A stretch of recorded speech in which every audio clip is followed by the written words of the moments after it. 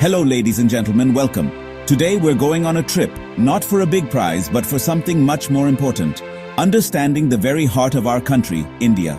Imagine you have a very important book, a book that tells you all the rules for how our country should be run. This book is our Constitution.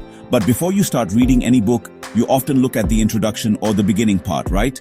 It gives you a quick idea of what the book is all about. The preamble of the Indian Constitution is exactly that.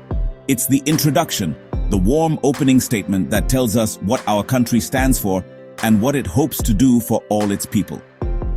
The preamble was accepted on November 26, 1949, by the Constituent Assembly, which was the group of smart leaders who wrote our Constitution. This day is now celebrated as Constitution Day in India. Think of it as the day our founding fathers and mothers put their dreams for India into words. They wanted to make a document that would not only run the country, but also inspire people for many years. The preamble is like the first scene of a great movie, setting the mood and telling the audience what to expect.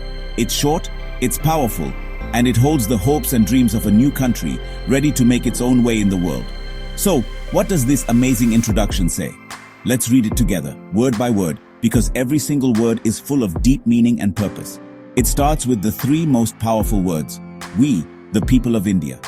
This phrase means that the real power is not with a king or a foreign ruler, but with the regular people of India. It is we, the people, who have given ourselves this constitution. It's our shared wish, our common promise to build a better future. This is a very important statement, a declaration of self-respect and taking charge of our own future. An idea that was truly new at that time. The full text is a promise we made to ourselves. It says, we, the people of India, having seriously decided to make India a sovereign socialist secular democratic republic and to make sure all its citizens get justice, social, economic and political, liberty of thought, expression, belief, faith and worship, equality of status and of opportunity, and to encourage among them all friendship, making sure each person is respected and the country stays united and whole. In our Constituent Assembly this 26th day of November 1949, do hereby accept, make into law, and give to ourselves this Constitution. Let these words really sink in. They are not just legal terms, they are the strong basis on which our great country stands. Now let's focus on some of the main words in the preamble. Computer, please explain these terms. First, we have sovereign. This simply means that India is an independent country. No other country can tell it what to do inside or outside its borders. We are the bosses of our own house. We make our own choices, our own laws, and we build our own relationships with other countries around the world. It shows that we are completely free from foreign control, a freedom that many brave people fought and gave their lives for. It is the basis of our national pride and being able to stand on our own feet. Next comes socialist and secular. The word socialist was added later in 1976 to show our goal of making things equal for everyone in society and money matters. It means that the country wants to make the gap between rich and poor smaller and to make sure the country's wealth is shared more fairly among everyone. It's about making a society where everyone has a chance to live a good life. Secular, also added in 1976, is a very important part of who we are. It means that the government doesn't have an official religion. All religions are respected equally, and every citizen has the right to practice and teach their own faith freely. The government doesn't like one religion more than another. Then we have the words democratic and republic. Democratic means that the government is chosen by the people, for the people, and made up of the people. You, the citizens, pick your leaders through elections. Every adult has the right to vote, a powerful way to make your voice heard. This makes sure that the government is responsible to the people it serves. A republic means that the head of the country, our president, is a person who is elected, not someone who got the job because their family was royalty, like a king or queen. The highest job in the country is open to any citizen who qualifies, which is the best sign of equality and democracy. These 5 words, sovereign, socialist, secular, democratic, republic, are not just words. They are the main character of our country. Think of them as the 5 fingers of a hand, each with its own job, but working together to show what India is all about. They tell the world who we are. We are a free country. We try for a fair society. We respect all faiths. We are run by our own chosen representatives. And our head of state is one of us. This is the ID card of our country, a clear and strong statement of our main political ideas. Besides describing what our country is like, the preamble also lists the big goals, the good things our country tries to achieve for every single citizen. These are the promises the Constitution makes to us. The first and most important is justice. The preamble talks about social, economic, and political justice. Social justice means no unfair treatment based on caste, religion, gender, or belief. Economic justice means working to get rid of poverty and giving everyone equal chances to earn a living. Political justice means every citizen has the right to vote and take part in how the country is run. It's a promise of a fair and equal society for everyone. The second big goal is liberty. The preamble promises the freedom of thought, expression, belief, faith, and worship. This is a basic human right. It means you are free to think your own thoughts, to say what's on your mind without fear, within reasonable limits, to believe in what you choose, and to follow any religion or no religion at all.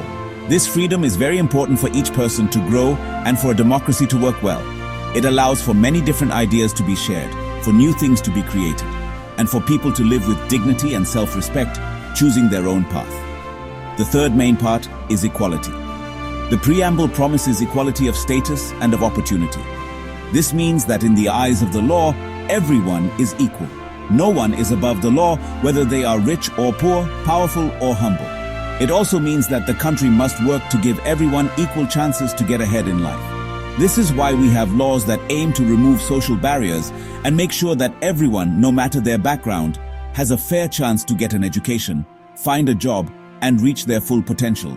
It's about making things fair for every citizen of India. Finally, the preamble talks about promoting friendship.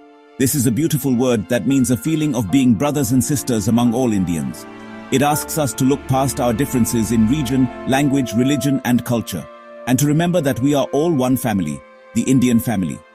Friendship is very important for making sure every person is respected and for keeping our huge and diverse country united and whole. It's a call for respecting each other, understanding others' feelings, and sticking together, joining us as children of one motherland, Mother India.